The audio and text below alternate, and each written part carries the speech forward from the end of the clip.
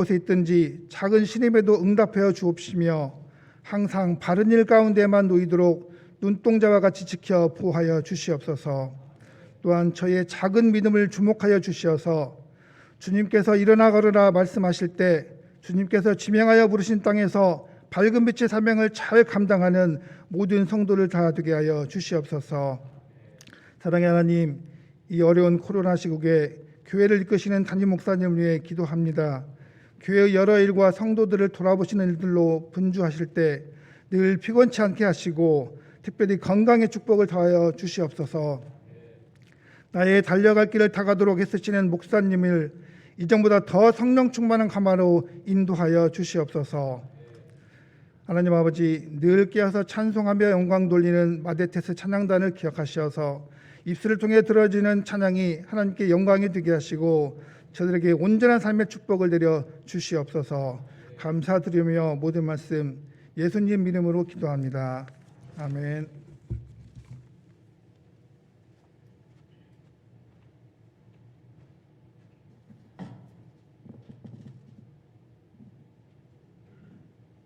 그의 부모가 해마다 6월절이 되면 예루살렘으로 가더니 예수께서 12살 되었을 때에 그들이 이 절기의 관례를 따라 올라갔다가 그 날들을 마치고 돌아올 때에 아이 예수는 예루살렘에 머무셨더라.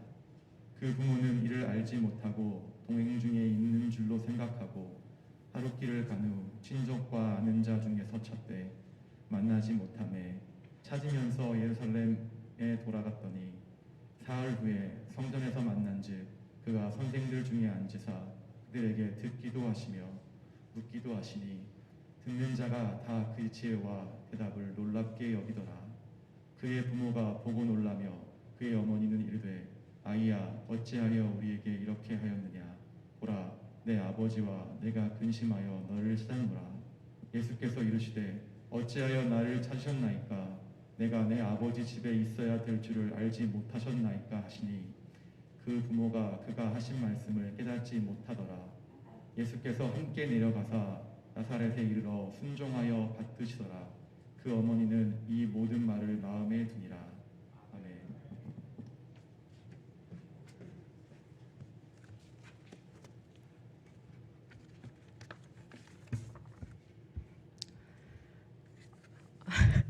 제가 좀 작지요?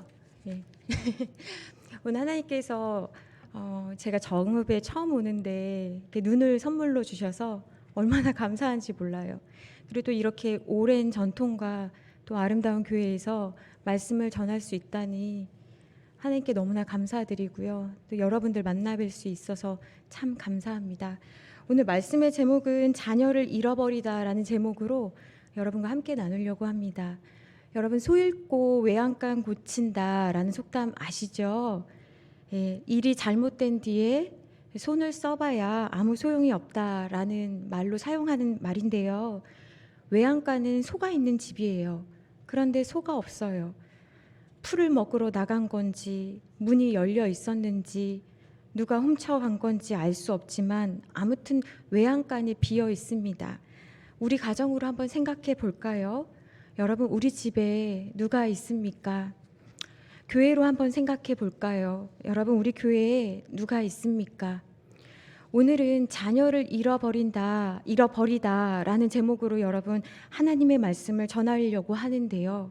어떤 분들은 이 제목 때문에 아마 오늘 교회 올까 말까 무슨 얘기인지 뻔하겠다 생각하신 분들도 있을 거고요.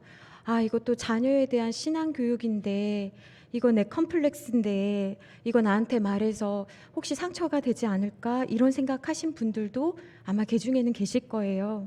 근데 우리는 좀 마음이 좀 힘들면 합리화하는 마음의 그 방어 기제를 사용을 해요. 여러분 합리화가 뭐예요? 내가 그럴 만한 이유가 있었어. 나에겐 그럴 만한 명분이 있어. 그렇게 설명하고 설득하고 논리적으로 합당한 이유를 대려고 하는 게 합리화인데요. 예를 들어 이런 거죠. 하나님 아시잖아요. 제가 구원을 위해서 얼마나 노력했는데요. 이게 내 뜻이면 하나님 이미 했죠. 그런데 또 이런 말씀을 주시다니요. 이런 말씀이 저한테 얼마나 부담스럽고 힘 빠지는 얘기인지 아세요? 저 혼자 겨우 신앙생활 하는데 왜 이런 말씀을 주시나요? 라고 생각하실 수 있어요. 그런데요, 오늘 이 문제는, 특별히 가족의 문제는 여러분뿐만 아니라 저와 여러분 모두에게, 우리 모두에게 너무나 중요한 문제가 아닐 수 없습니다. 왜냐하면 자녀나 가족의 문제로 마음 아파하는 분들, 힘들어하지 않는 분들이 없기 때문에 그렇습니다. 저마다 문제가 있고요, 어려움이 큽니다. 말을 하지 않아서 그렇지 다들 힘겹게 하루하루를 버티며 사는 분들이 얼마나 많은지 몰라요. 특별히 자녀에 관한 문제는요, 여러분 외양간에 속아 있는 것이 당연한 건데 우리의 자녀가 지금 어디에 있습니까? 가정에서 잘 자라고 있습니까? 어떤 자녀는 교회를 다녀도 하나님의 아들 예수여, 나와 당신이 무슨 상관이 있나이까를 외치듯 악을 자행하고 또 하나님을 멀리하고 떠내려 가지는 않고 있습니까? 또 어떤 사람은 복음을 전하려고 하면 가족들 중에 야, 네가 나한테 어떻게 그런 말을 하냐? 나한테 예수를 믿으라고? 네가 잘 사는 모습이라도 보여주면서 그런 말을 해라 라며 조롱하고 있지는 않습니까? 배우자의 문제도 참 힘들지만 우리가 이 세상 살아가면서 가장 힘든 문제는 자녀 문제입니다. 자녀가 하나님을 믿지도 않고 의지하지도 않고 오히려 불신하면서 무시하고 조롱하는 일일 것입니다. 우리는 그런 말을 들으면서 내가 조롱받는 것 같고, 그리고 말하면 계속 싸우기 때문에 그래 그만하자 하고 그냥 속으로 하나님 앞에 하나님 아시죠? 하면서 기도하는 일이 많았을 것입니다. 그러나 여러분, 우리는 오늘 말씀을 통해, 우리가 함께 읽은 말씀을 통해 예수님의 가정에도 비슷한 문제가 있다는 것을 여러분 발견하시면서 이 말씀으로부터 큰 위로와 은혜를 경험하게 되기를 소원합니다. 오늘 본문에 보니까요, 그의 부모가 자녀를 잃어버렸습니다. 어쩌다가 그의 부모는 예수님을 잃어버렸을까요? 얼마나 놀랐을까요? 여러분, 자녀를 잃어버린 부모의 마음을 우리가 이해나 할 수 있을까요? 아프고 힘들고 자녀를 믿음으로 양육하지 못한 게 다 내 잘못 같고 속상하고 슬프고 마음이 힘들고 그 마음을 우리가 헤아려 줄 수 있을까요? 그러나 자녀들이 신앙생활 한다고 한편 또 우쭐할 필요도 없고요. 또 자녀들이 주께로부터 멀어지고 그렇다고 믿음을 저버린다고 해서 우리가 안주할 이유도 없습니다. 왜냐하면 여러분, 이 일을 통해서 하나님의 영광을 보게 될 것이기 때문에 그렇습니다. 교회에 나오지 않는 자녀를 생각할 때마다 우리는 인내를 배웁니다. 겸손을 배웁니다. 속이 상하지만 내 힘으로 할 수 없다는 것을 알기 때문에 우리는 내 힘과 열심을 내려놓게 됩니다. 그래서 하나님께서 우리를 통해 영광 받으시는 것입니다. 신앙생활을 잘하는 자녀를 두면 그것이 내가 잘해서 내가 잘 가르쳐서 된 것이라고 생각하면 안 됩니다. 선줄로 생각하면 넘어질 수 있으니 우리는 늘 가정을 살피시고 이끌어 가시는 그 하나님 앞에 겸손해야 할 것입니다. 오히려 더 많이 수고하고 감사함으로 헌신해야 할 것입니다. 그래서 교회는 교회에 나오지 않는 자녀나 교회에 나오는 자녀를 통해서 모두 유익합니다.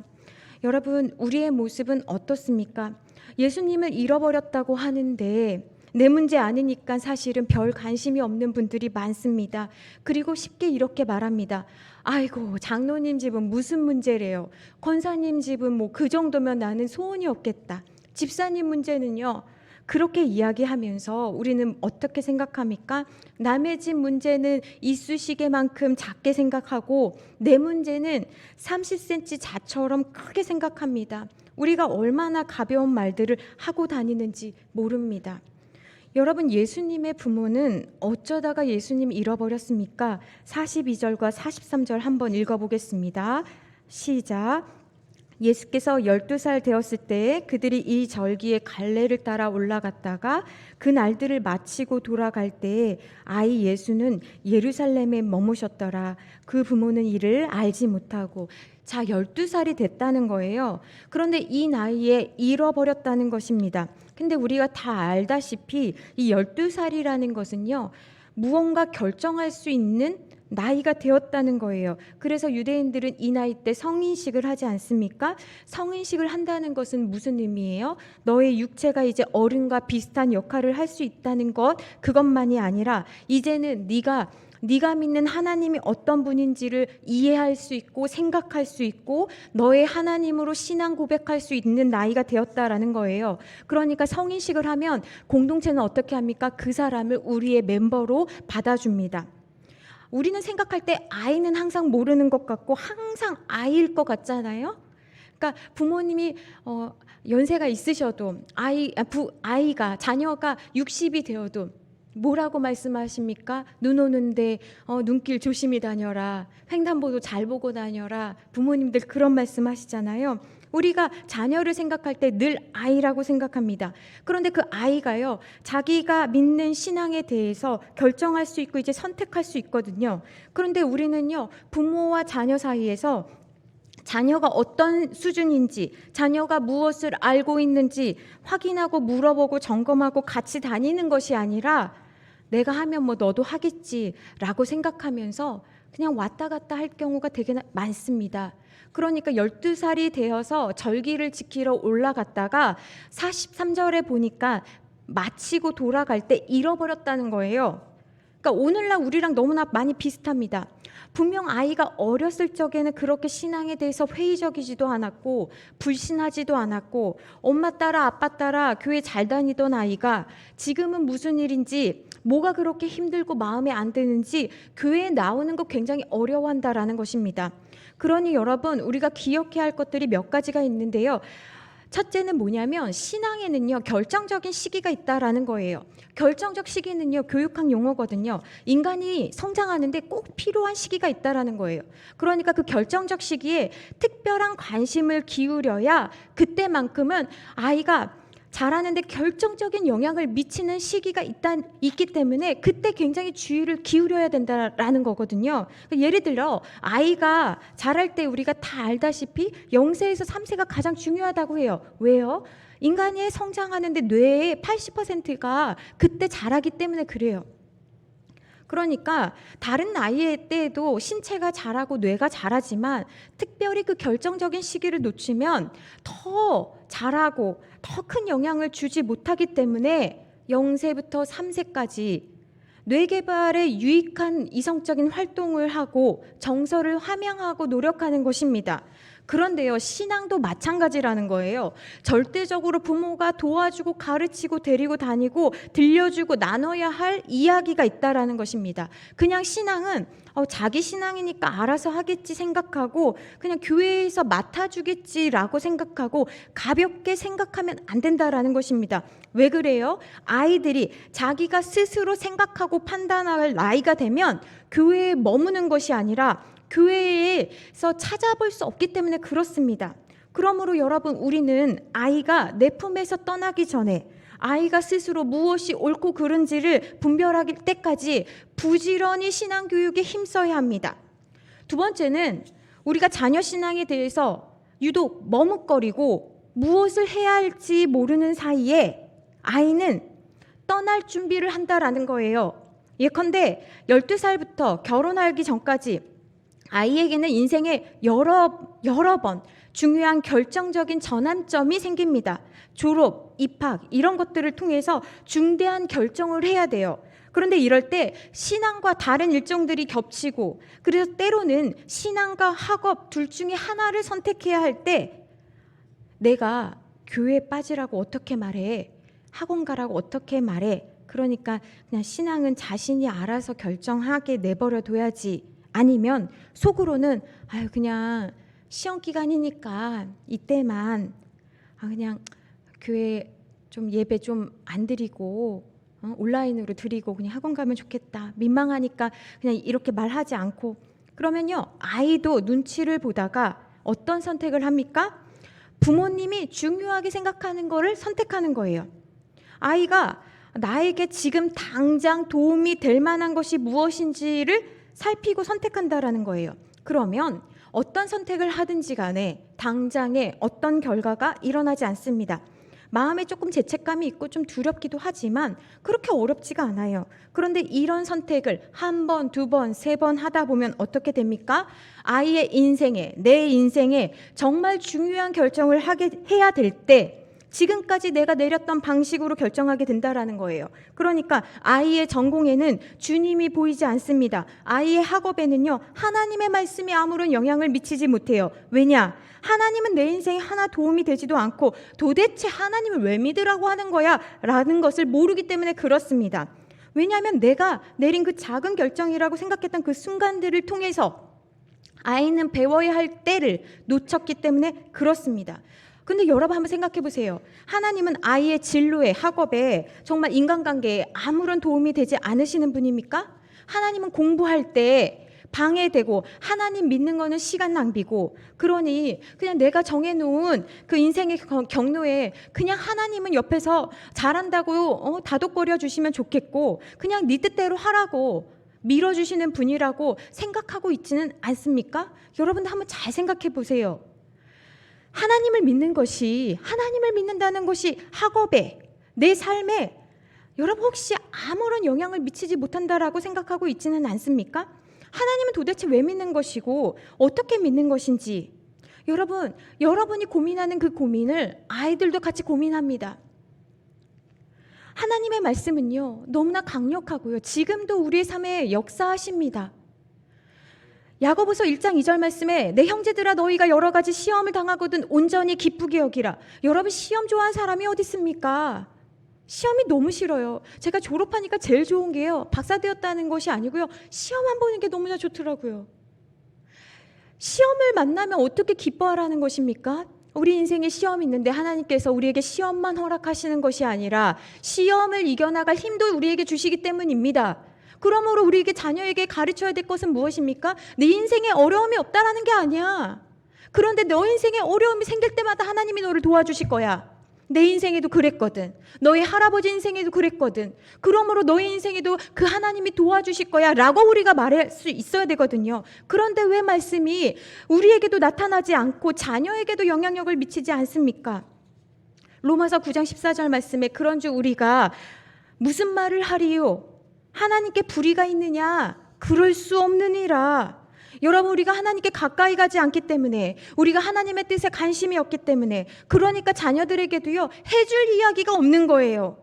내가 확신이 없으니까 내 자신조차도 구원에 대한 확신, 하나님의 은혜와 사랑에 대한 확신이 없어요. 그러니까 자녀에게도 이것이 중요하지가 않습니다. 여러분, 기독교는 생명과 죽음의 길에 대한 이야기입니다. 그런데 이 길을 부모가 알고 있는데 전하지 않는다면 그건 자녀를 사랑하지 않는 게 아니라요, 그 길에 대한 믿음이 없는 것입니다. 그 길에 대한 지식이 없는 것입니다. 확신이 없는 것입니다. 그러니까 내 마음에도 자녀들과 같이 또 세상 사람들이 생각하는 것처럼 생각하는 게 있어요. 공부하면 시간 아깝다. 지금은 학생이니까 공부부터 해야 되지 않겠니? 여러분, 이런 식으로 우리가 상황에 따라서 늘 믿음을 결정하다 보니까 이런 식으로 우리가 해석하기 때문에, 우리가 이런 식으로 선택하기 때문에요, 신앙을 잃어버리는 것입니다. 가르침에 아주 좋은 기회를 놓치는 것이에요. 그러니까 세상의 가치관에 더 많은 시간을 영향받고 사는 이 아이에게 언제 신앙이 파고들어서 들려줄 이야기가 있겠습니까? 부모인 내가 들려주는 이야기가 없고, 가정에서 가르치는 것이 하나도 없고, 일주일이 168시간인데요. 여러분, 주일에 한두 시간 예배 드려서 아이에게 얼마나 큰 영향력을 미칠 수 있겠습니까? 그러니까 어려움이 생기면 부모도 무너지고 아이도 무너지고 같이 이탈하는 것입니다. 그것은요, 하나님을 몰라서 그렇습니다. 여러분, 신앙이라는 것은요, 학교에서 배운 것처럼 한 과목이 아닙니다.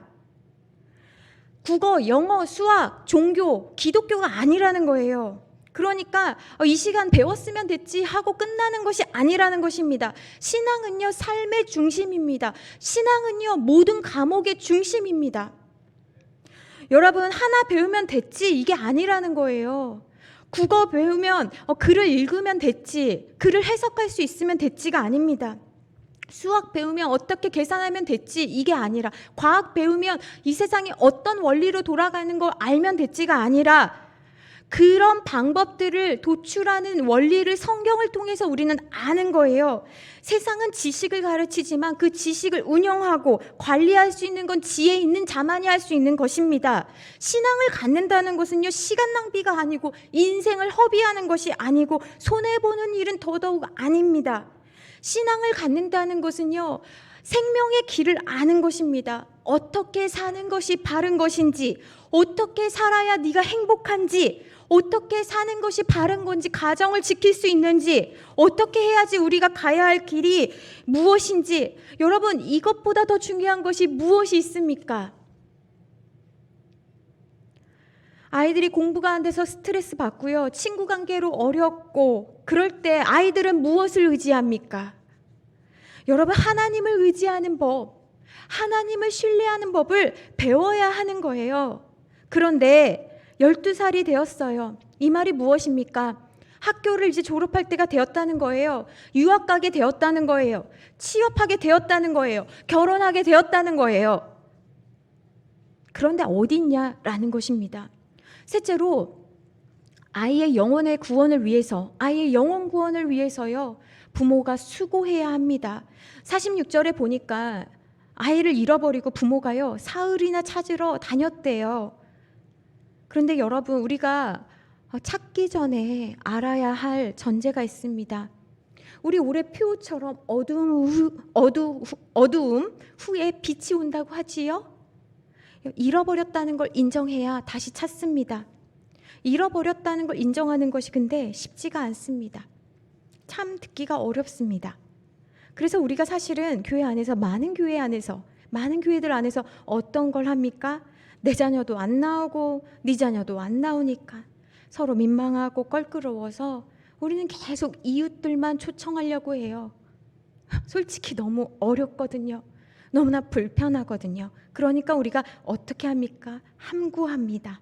이것이 많은 교회의 현실입니다. 그리고 우리의 현실입니다. 여러분, 누가 말하면, 이런 걸로 말하면 상처받았다라고 하지 마시고요, 부담스럽다라고 생각하지 마세요. 아, 때가 되면 오겠죠 라고 그냥 덮어두고 말하지 마세요. 여러분, 제가요, 오랫동안 강의하고 연구하면서 발견한 것이 무엇이냐면요, 죄송합니다만 자녀들이 안 올 수도 있다라는 거예요. 부모가 자신의 이런 상황을요, 객관화해야 합니다. 그러므로 나는 이제 아이들 학교 다 보냈고, 시집장가 보냈고, 손자 손녀 봤으니 이제 됐어, 나 할 일은 다 했어 라고 생각하지 마세요. 부모 세대의 사명은요, 끝날 때까지 끝난 게 아닙니다. 신앙의 유산을 상속해 줘야 돼요. 그래서 나는 이제 다 했어 이렇게 말씀하시는 것이 아니라, 언제나 여러분은 신앙의 중심을 잘 잡고 계시다가 필요할 때, 우리 자녀들이 힘들 때, 어려울 때 그들에게 힘을 줘야 되는 거예요. 그것이 우리가 해야 할 일입니다. 저는요, 지금도 생각하면 잠을 잘 못 자는 이렇게 상상이 하나 있는데요. 어떤 생각이냐면, 저희 어머님이 안 계시다면 난 어떨까, 이런 생각을 하면요, 가슴이 정말 먹먹합니다. 그렇다고 제가 효녀라는 이야기는 아니에요. 가끔 저희 어머니가 저희 집에 오시면 이렇게 많이 챙겨 오세요. 제가 그렇게 배굶고 다니지 않거든요. 그런데도 저희 어머니는 저희 집에 오실 때 목회자 가정이라고 김치, 고추장, 된장, 장조림, 과일, 시장에 가면 그냥 살 수 있는 거잖아요. 근데 그런 것들 챙겨 오세요. 그러면서 이렇게 많이 가지고 오세요. 다리도 쩔뚝쩔뚝 하시거든요. 근데 그렇게 가져오시면서 이런 말씀하세요. 엄마 있을 때나 많이 먹어라. 고춧가루 비싸다. 그런 말씀하세요. 근데 사실 그런 말씀하시면요, 먹고 싶지가 않아요. 이 음식 다 먹으면 어머니가 어떻게 될까, 혹시 엄마 생각나면 어떡하지? 여러분, 가끔 어떤 음식 먹으면 생각나는 사람들이 있잖아요. 그래서 식당들 이름이 엄마 식당이 많은가 봐요. 우리 엄마가 그 엄마는 아닌데 말이죠. 그러니까 엄마가 안 계실 때도요, 저는 양념 이렇게 보면요, 엄마가 생각이 납니다. 엄마의 그 마음이 느껴지기 때문에 그렇죠. 그런데요, 제가 잠을 못 자고 가슴이 먹먹한 이유는 그런 양념 때문이 아니에요. 제가 성인이 되었고 저 역시도 부모이지만요, 무슨 일 생기면 제일 먼저 부모님에게 전화해요. 어머니, 아버지 저 좀 기도해 주세요. 저 힘들어요. 그 말씀만 드려요. 제가 겪는 이 상황을 부모님이 어떻게 이해하실 수 있겠어요? 설명하려면 너무 길죠. 그냥 한마디 하는 거예요. 어머니, 아버지 저 힘들어요. 그렇게 고민하다가 말씀드리면요, 그때부터 기도가 들어가요. 몇 시간이든 낮이든 밤이든 새벽이든 기도하시는 거예요. 그래서 제가 가슴이 아픈 이유는 이 부모님 안 계시면 누가 나를 위해 이렇게 밤낮으로 기도해 주실까? 여러분, 이런 부모님이 없으면 어떻게 살 수 있을까요? 그런데 왜 부모님은 나를 위해서 기도해 주실까요? 아침잠이 없어서 기도해 주시는 걸까요? 아니죠. 자녀의 문제는 곧 나의 문제이기 때문에 그래요. 우리는 자녀가 아프기만 하면 우린 이런 생각하죠. 그리고 또 이렇게 하나님께 말씀드리죠. 하나님, 차라리 제가 아프면 좋겠어요. 아이가 몸살이 나고 열이 나고 막 그러면 하나님, 왜 얘가 아파요? 제가 아프면 좋겠어요. 이게 부모 마음이죠. 그런데 한번 잘 들어보세요. 자녀가 교회 안 오는 것은 객관적으로는 내 문제예요. 죄송합니다만 내가 보여준 게 없고 내가 중요하다고 말하지 않아서 그래요. 속으로는 야, 네가 진짜 성공하면 좋겠다. 네가 잘 살면 좋겠다. 그렇게 살고 있지요. 너 잘 먹고 잘 살면 된다. 우리 그 말 얼마나 많이 했습니까? 정말 잘 먹고 잘 살죠. 예수님 없어도. 진짜 성공은 했는데 그래도 가정 꾸리고 취업도 하고 배울 만큼 이제 배웠고 살 것 같은데, 근데 교회는 안 오잖아요. 바쁘다고 얘기도 하고 그리고 엄마 갈게요, 아빠 갈게요 라고 하지만 안 온다라는 거예요. 그래서요, 우리는 어릴 때 그리고 결혼하기 전까지는 우리 품에 있을 때까지는 가르쳐야 하는 거예요. 잠언 22장 6절 말씀에 마땅히 행할 길을 아이에게 가르치라. 그리하면 늙어도 그것을 떠나지 아니하리라. 그런데 여러분, 아이의 특징이 뭡니까? 미숙하다는 거예요. 판단력이 흐릿하다라는 거예요. 무엇이 중요하고 덜 중요한지를 잘 모른다라는 거예요. 나이 들고 배운 것도 있고 다 큰 어른이라고 할지라도요, 영적으로는 아이일 수 있습니다. 믿음이 약한 사람도 아이일 수 있습니다. 이런 아이들 앞에서 우리는 무엇을 하고 있습니까? 자녀들에게 예수가 구원자다라고 가르치기에도 부족한 시간에 여러분, 자녀들과 만나면 정치 이야기, 사람 이야기, 교회에서 들었던 여러 가지 내 생각들, 판단들, 안 좋았던 이야기 하고 계시지는 않습니까? 그러니까요, 자녀들이 들은 게 좋은 이야기가 없어요. 여러분, 교회에 대해서 여러분들은 가정에서 좋은 이야기 하십니까? 누구는 제대로 11조도 안 하더라. 누구는 거기서 어떻게 하더라. 그런 이야기 듣고 자란 자녀들이 교회 다니는 여러분을 존경하겠습니까? 여러분을 신뢰할 수 있겠습니까? 그러니까요, 자녀들이 예수님에게 나아가기도 전에 안 듣는 거예요. 여러분, 우리가 전해야 할 분은 예수님이십니다. 그런데 이미 다 커서 우리 얘기 잘 안 듣죠. 그럼 여러분, 어떻게 해야 합니까? 손자, 손녀 돌보면서라도, 며느리, 사위에게 잘해주면서라도, 삶으로 살아내면서라도, 다리를 쩔뚝하면서라도 복음을 전할 기회가 생길 때까지, 복음의 기회가 전할 기회가 혹시 만들어질 때까지 정말 죄송하지만 우리가 수고해야 합니다. 시편 71편 14절에 나는 항상 소망을 품고 주를 더욱더욱 찬송하리로다. 어떤 부모님은요, 자녀 비위 잘 맞춰서 관계 망가뜨리지 않으려고 굉장히 노력하세요. 그래야지 자녀가 용돈도 주고 또 필요할 때 도와도 주고 그러죠. 그러나 여러분, 정말 그런 걸로 고마워하고 끝나면 안 됩니다. 왜냐하면 여러분이 전하지 않으시면요, 자녀에게 복음을 전할 사람이 없기 때문에 그래요. 우리는 복음을 전할 기회를 하나님께서 주신 지혜로 잘 활용해야 합니다. 어렵게 얻은 기회인데 자녀에게 여러분 진정성 있게 말해도요, 자녀들의 반응이 아마 시큰둥할 거예요. 아, 엄마 또 그 얘기야? 아우 이제 좀 지겨워. 하나님 믿으면 밥 줘? 돈 받아 교회에서 뭐? 이런 이야기 듣더라도요, 서운해하지 마시고요. 내가 얼마나 중요하며 이 나이 먹어서 이래도 얘기를 하겠니? 꼭 기억해라. 그리고 손자, 손녀가 학교 가고 중요한 결정들 있으면 기도해 주세요. 할머니가, 할아버지가 기도해 줄게. 복음을 전할 기회를 얻으려고 하는 사람들은요, 선물도요 그냥 하지 않아요. 남들 하듯이 며느리 생일이라고 10만 원 보냈다, 그렇게 하지 않아요. 신앙서적에 카드라도 적어가지고 같이 보내는 거죠. 돈이랑 같이 보내는 거예요.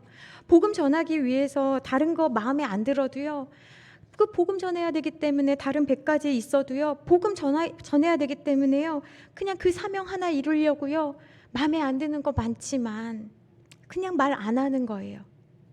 여러분, 우리의 사명은요, 말 안 하는 거예요. 마음에 안 드는 게 얼마나 많습니까? 남의 집 자녀인데, 내 자녀도 마음에 안 들 때 많은데 어떻게 마음에 들겠습니까? 그래도 복음을 전해야 되기 때문에 말 안 하는 게 너무나 힘들어요.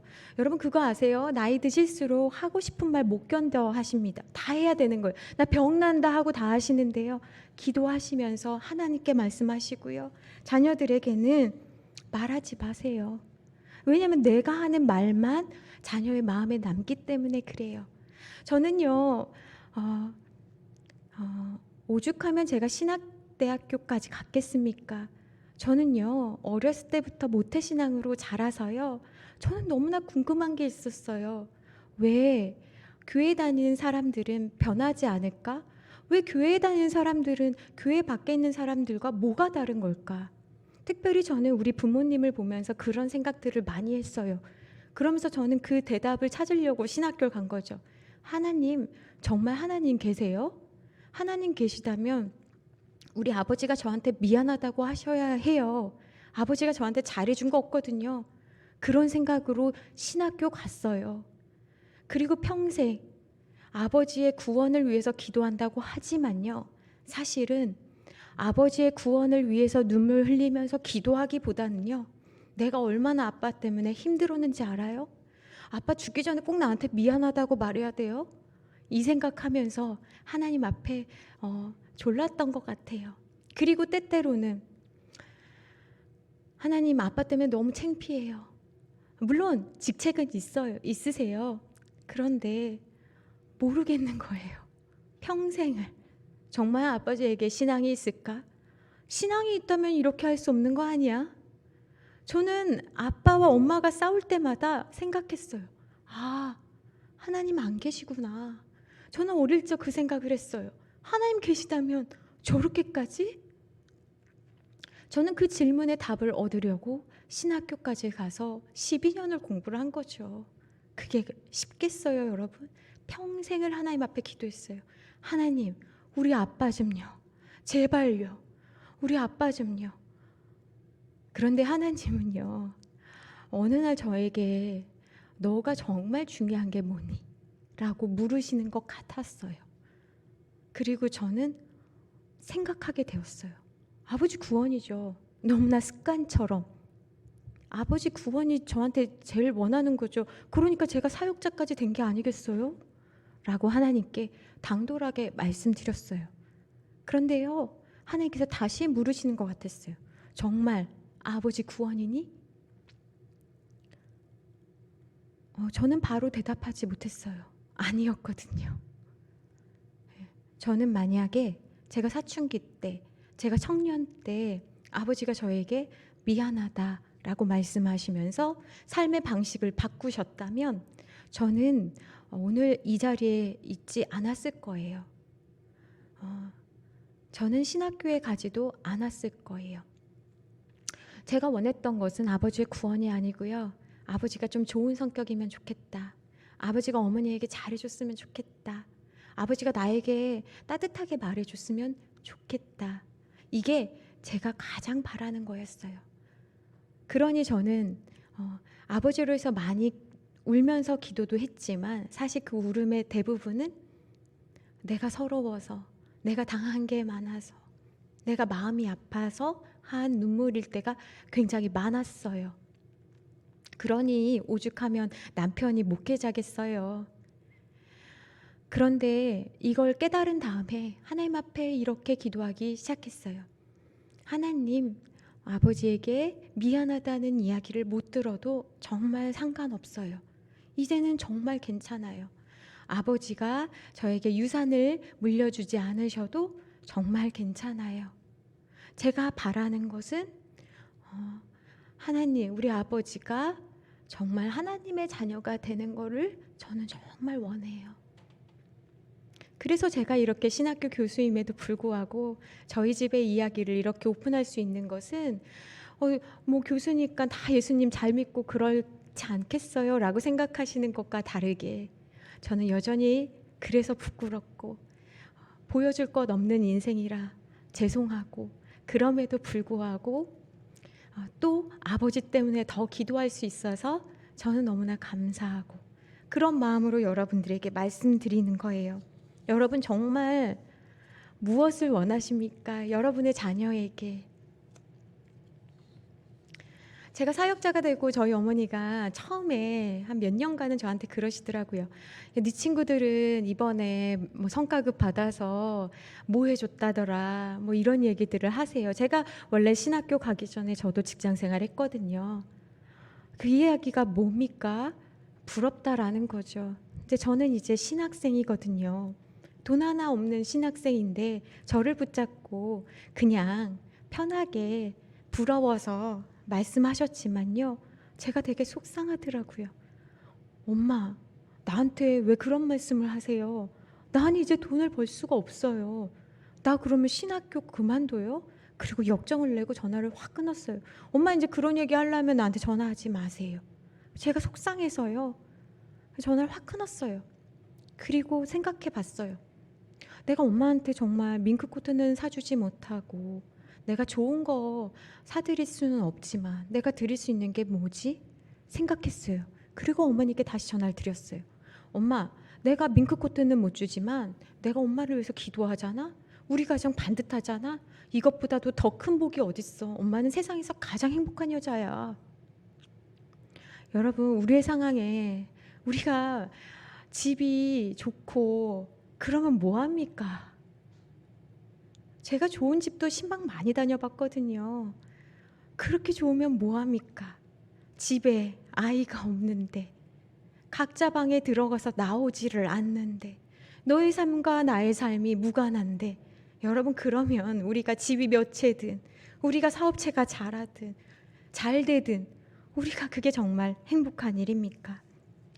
제가 아는 어떤 권사님은요 믿지 않는 며느리를 이제 집을 이제 받아들였어요. 그런데 아들이 그렇게 선택을 한 거죠. 근데 이 권사님이 어떻게 하시냐면요. 주말마다 이제 며느리와 그 아이들 둘이 있는데 집에 오라고 해요. 그래서 이 권사님이요. 아들이 의사거든요. 그러면은요. 다른 집은 옛날 같으면 어떻게 해요? 우리 아들이 의사인데 라고 하면서 뭐 그럴 수 있잖아요. 근데 이 권사님 어떻게 하시는지를 봤더니 5년 동안 어떻게 하시냐. 애 둘을요. 토요일 날 이렇게 맡겨라 하고 너네 데이트 가라 하고 얘네들 목욕시키고 저녁 맛있는 거 해주고 며느리 오면 용돈 주고 여러분 뭐 돈 있어서 그렇게 하는 게 아니고요. 이 권사님이 몸으로 그렇게 몇 년을 5년을 하시는 거예요. 그러니까요. 어느 날 며느리가 교회에 왔어요. 그래서 제가 어떻게 왔어요? 이렇게 이야기를 했어요. 그랬더니 며느리가요. 어머니한테 시어머니한테 받은 게 너무 많잖아요. 자기도 사실 자기 아이라고 해도요. 목욕시키는 것도 힘들고 밥 해먹는 거 너무 힘들거든요. 그런데 어머니가 몸으로 하시는 거, 돈은요 세상에서 가장 쉬운 일이에요. 죄송합니다만. 근데 몸으로 그렇게 목욕시키고 한 번도 째려보지도 않고 설거지 부담도 주지 않고, 그러니 여러분 그 권사님 속은 어떨까요? 그런데 그렇게 5년을 이 일이 언제 끝나나 하고 그렇게 했대요. 권사님께 물어보니까. 근데 이 며느리가 해줄 게 없으니까, 돈 있는 집안들이니까 해줄 게 없으니까 어머니한테 그러더래요. 어머니, 저도 내일 어머니 따라서 교회나 갔다 올래요. 그러더래요. 그러더니 그 아이들 예배 드리는 부서에 같이 들어온 거예요. 그러니까 우선 어른 예배 드릴 마음의 준비는 안 됐다라는 거예요. 내가 이 정도까지는 서비스한다라는 거죠. 시어머니 나한테 잘했으니까 내가 이 정도는 할게요. 근데 그렇게 한 몇 개월 다니더라고요. 가끔 왔다 갔다 하면서. 그러더니 어느 날요, 대예배 드리기 시작했어요. 그러다가 자기네 나이 또래 모임에 들어가기 시작하고 교회 다니기 시작했어요. 그런데 여러분, 남의 이야기니까 아우 뭐 그렇게 했나 보다, 나는 뭐 무릎 아프고 손 관절 아파서, 여러분 말이 쉽지요. 몸으로 하는 거 다 어려운 일이에요. 그리고요, 속 뒤집어지는 일 없었을까요? 엄청 많았을 거예요 아마. 내가 어떻게 공부시킨 아들인데 너네 집만 귀하냐? 우리 집 아들도 귀하다. 이런 마음 들지 않았겠어요? 그런데 왜 그 권사님은 왜 아무 말 하지 않고 왜 무엇을 얻고자 그렇게 수고했을까요? 여러분, 세상에서 가장 귀한 그 예수님 소개해 주려고 그렇게 하신 거겠죠. 오늘 본문처럼 예수님의 부모도 예수님 잃어버렸지만 우리는 이 말씀의 결론에서 이미 알고 있습니다. 잃어버린 자녀를 다시 찾습니다. 그런데 얼마나 수고하고 찾습니까? 부모의 수고에 하나님은요 반드시 응답하십니다. 부모의 눈물을요 하나님은 외면하지 않으십니다. 왜냐하면 그 눈물이 하나님을 닮아서 그래요. 성경에서 3일은 죽음을 의미하잖아요. 애가 없어졌다고 하니까 부모님들 다 아시겠지만 정말 별별 상상 다 하거든요. 건강하기만 해라, 그 자리에만 있어라, 화가 나서 얘 어디 간 거야 막 화가 나서 만나기만 해봐 때려줄 거야 막 이런 마음 들다가도 아니야 거기만 있어줘라 막 기도하면서 막 뛰어다니면서 정말 막 그렇게 보낸 아마 3일일 거예요.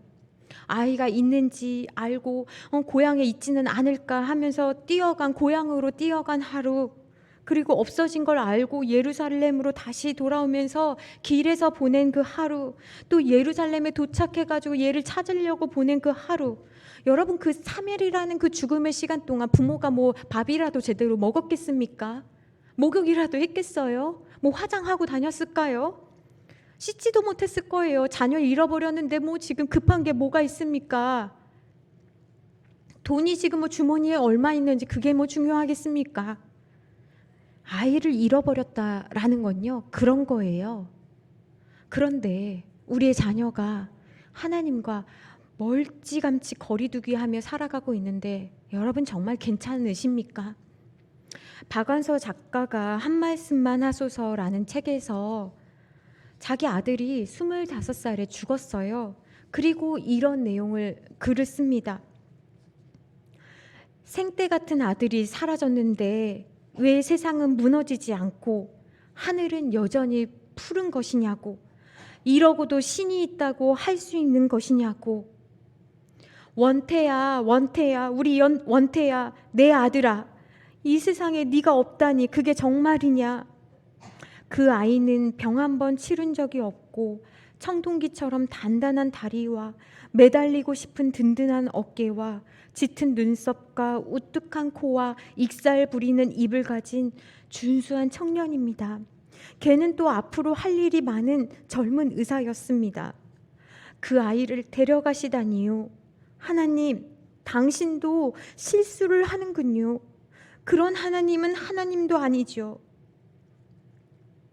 그러나 하필 왜 내가 이런 일을 당해야 하나 하는 원망으로 똘똘 뭉친 내 마음에 왜 당신이라고 그런 일을 당하면 안 되는가 라는 당돌한 반문이 일어났다.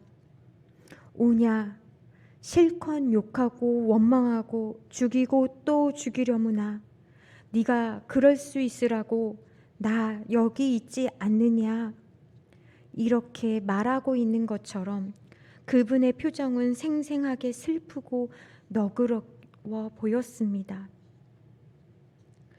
여러분, 자녀를 잠시만 잃고도 부모는 정신을 잃어버리는데 영영 자식을 잃은 사람의 마음은 무엇으로 표현할 수 있겠습니까? 우리가 지금 자녀를 위해 무엇을 하고 있습니까? 내 자녀의 영이 죽어가고 있는데 우리는 무엇을 해야 할까요? 여러분의 자녀는 오늘 이 시간에 누구와 앉아서 대화하고 있습니까? 하나님 아버지 집에서 잘 자라고 있습니까? 다른 것 다 주었어도 예수님 안 주었으면 소용없는 것입니다. 다른 것 다 부족해도 예수님이 그 안에 있으면 그 아이는 삽니다. 우리 아이가 내 아버지 집에 머물러 있기를 기도해야겠습니다. 50절에 보니 부모는 예수님의 말씀을 깨닫지 못했다고 합니다. 하지만 오늘 저와 여러분은 꼭 깨달을 수 있기를 바랍니다. 하나님께서 왜 우리에게 이런 말씀을 해주셨는지, 그리고 앞으로 내가 감당해야 할 사명이 무엇인지 깨달으라고 우리를 사랑해서 주신 말씀으로 여러분들 여기시기를 바랍니다. 기도하시겠습니다. 하나님 아버지, 다른 것은 다 잘 되는 것 같은데 자녀에게 신앙만큼은 주지 못했습니다. 들려준 게 없고 보여준 게 없어서 그렇습니다. 자녀에게 가장 중요한 시기에 교회보다 학교 가라고, 학원 가라고, 직장 가라고, 친구 만나라고 등 떠밀었습니다. 그런 것에는 좋은 부모인지 모르겠지만 하나님 아버지 앞에 자녀로서 저희들은 직무유기한 자들입니다. 자녀를 위해 하는 기도는 여전히 형식적이고 우리의 기도에는 이 땅에서 잘 먹고 잘 살고 유명한 사람 되라고 기도합니다. 구원과는 전혀 상관없는 세배대의 어머니와 같은 기도를 하고 있습니다.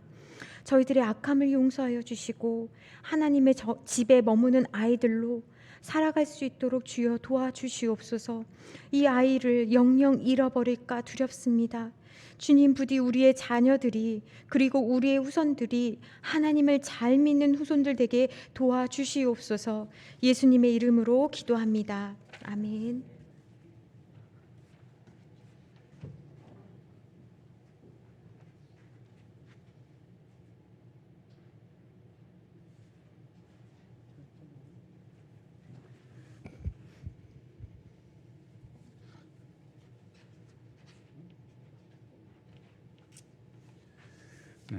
기도하겠습니다.